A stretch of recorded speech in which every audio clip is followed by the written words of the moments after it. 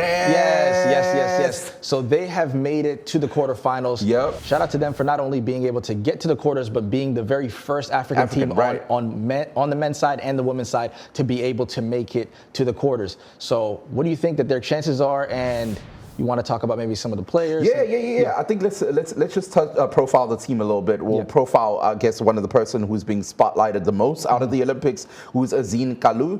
She's the team's highest point scorer right now at the Paris Olympics. She has 58 points from 3 games.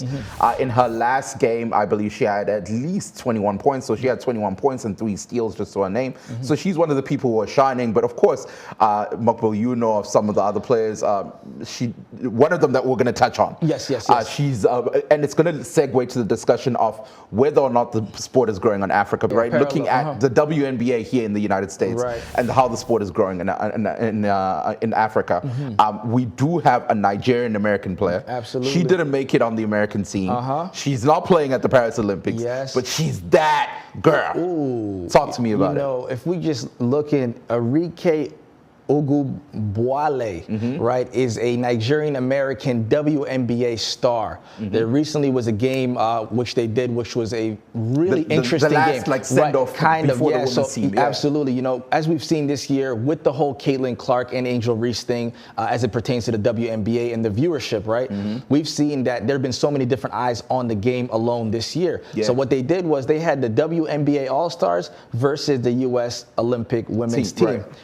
WNBA All-Stars won, and guess who was the WNBA MVP? It was Arike. Shout out to her, man. You know, so Arike is one of the premier guards, arguably one of the best players in the league right now. Nigerian American. She has played for the U.S. in the past, and because of that, I believe she wanted to play for the Nigerian team, but you know how it is sometimes when you play for a national senior team. You can't play. That's the absolutely. rules. The rulings are a bit challenging.